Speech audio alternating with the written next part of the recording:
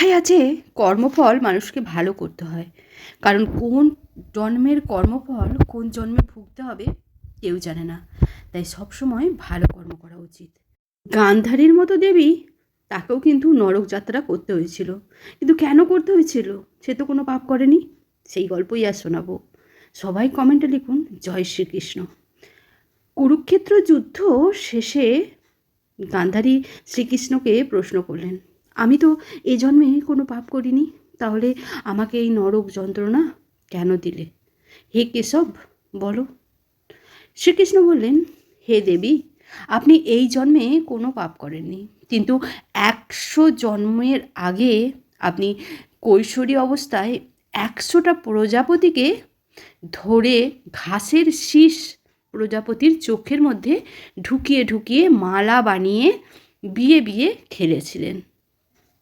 সেই পাপের কারণে আপনি এই জন্মে অন্ধ স্বামী পেয়েছেন, সাথে আপনিও চোখ থাকতেও অন্ধ সেজে থেকেছেন। সেই 100টা প্রজাপতি যাদের আপনি নৃশংসভাবে মেরে বিয়ে বিয়ে খেলেছিলেন, তারাই এই জন্মে আপনার সন্তান রূপে জন্ম নিয়ে আপনাকে সন্তান হারানোর দুঃখ দিল।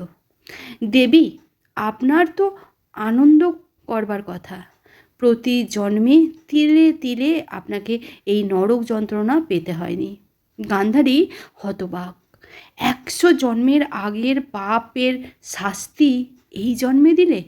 শ্রীকৃষ্ণ বললেন, আপনার কর্ম অনুযায়ী পুণ্য কর্ম শেষ হলে পাপ কর্মের শাস্তি পান। আপনার পুণ্যকর্ম শেষ হতেই আপনার পাপ কর্মের শাস্তি পেলেন। ধৃতরাষ্ট্র সব শোনার পরে বললেন, আমি কি পাপ করেছি যে তুমি আমাকে জন্ম অন্ধ করে পাঠালে, আর আমার 120 সন্তানকে নৃশংসভাবে খুন করলে? শ্রীকৃষ্ণ বললেন, হে রাজন, আপনি 100 জন্ম আগে রাজা ছিলেন। আপনি এক বর্ষার দিনে শিকার করতে গিয়ে পথ হারান। হঠাৎই বজ্রবিদ্যুৎ সহ বৃষ্টির জেরে সঙ্গী পাত্রমিত্ররা এদিক ওদিক ছড়িয়ে পড়ে। আপনি একা হয়ে পথ খুঁজতে থাকেন, আপনার সঙ্গে কেউ থাকে না, সবাই এদিক ওদিক চলে যায়। এদিকে বনের মধ্যে হিংস্র পশুর আনাগোনা, সাথে সন্ধে নেমেছে দেখে আপনি একটা উঁচু গাছে উঠে বসলেন। সেই গাছে বাসা করেছিল এক সুখ দম্পতি পাখি। সুখ পাখি আপনাকে চিনতে পারে। সে তার স্ত্রীকে বলে, আমাদের অতিথি হয়ে রাজা এসেছে। কিন্তু আপনি সেটা বুঝতে পারেননি। তিনি এই ঝড় জলের রাতে বৃষ্টিতে ভিজে ঠান্ডায় কাঁপছেন। আমি একটু আগুনের ব্যবস্থা করি বলেই সেই সুখ পাখি উড়ে গ্রামে গিয়ে ঠোঁটে করে এক টুকরো আগুন আর কিছু শুকনো ডাল পাতা এনে আপনার সামনে জেলে দেন। আপনি হাত পা সেঁকে গরম হন। সুখ পাখি বুঝতে পারে আপনার খিদে পেয়েছে। তারপর সে আপনার জন্য তার স্ত্রীকে বলে, বাসায় অতিথি এসেছে, একে আমাদের খেতে দেওয়া উচিত, তুমি একটা ব্যবস্থা করো। অতিথি সেবা নারায়ণ সেবার সমান। তুমি সন্তানদের দেখো, আমি আগুনে প্রাণ দিয়ে অতিথি সেবা করি। এই বলে সুখ পাখি আগুনে প্রাণ বিসর্জন দেন। আপনি সেই সুখ পাখিকে খান। এই দেখে সুখ পাখির স্ত্রী কান্নায় ভেঙে পড়ে, বলে, স্বামী স্বর্গে গেলেন, এইভাবে অনাথ করে আমাদের? তবে আমরাও বাঁচার দরকার নেই, আমরা বাঁচব কেন? আমিও সহমরণ দিয়ে অতিথি সেবা দিয়ে স্বর্গে গমন করি। এই বলে সেও আগুনে প্রাণ বিসর্জন দেন।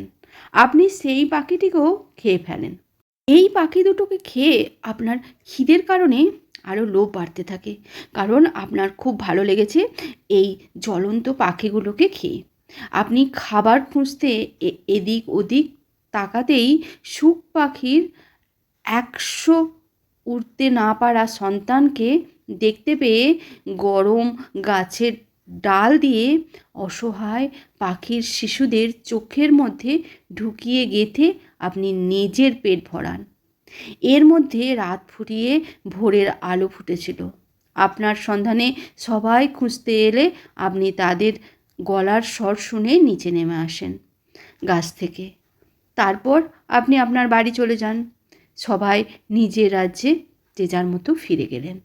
আপনার এই নৃশংসভাবে সুখ পাখি দম্পতির 100 সন্তানকে মারার পাপে আপনি 100 জন্ম পরে জন্মন্ধর সাথে সেই সুখ পাখি দম্পতির 100 সন্তানই এ জন্মে আপনার সন্তানরূপে জন্ম নেয়, আপনাকে সন্তান হারানোর দুঃখ যন্ত্রণা দিল। বুঝলেন? শ্রীকৃষ্ণ তখন বললেন, আপনি এই জন্মে বা আগের জন্মে যে পাপ করবেন, আপনার পুণ্যকর্ম শেষ হতেই আপনি সেই পাপ কর্মের শাস্তি হিসেবে ফল ভোগ করবেন। এটাই নিয়ম প্রকৃতির। পরের কথাগুলো তে মনে পড়ল, যখন আজকে জানলাম পাবনার ঈশ্বর দিতে 8টি কুকুর শাবককে বস্তাবন্দি করে পুকুরে ফেলে হত্যা করেছে ক্ষুদ্র কৃষক ফাউন্ডেশনের ব্যাপক হাসানুর রহমান নয়নের স্ত্রী নিশি রহমান। কুকুর শাবকগুলি নাকি কান্না করছিল। ভাবছি তিনিও তো পাপ করেছেন, মহাপাপ। এর সাজা পাবেন। জয় শ্রীকৃষ্ণ। ওম কৃষ্ণায় বাসুদেবায় হরে পরমাত্মনে প্রণতঃ ক্লেশনাশায় গোবিন্দায় নমো নমঃ।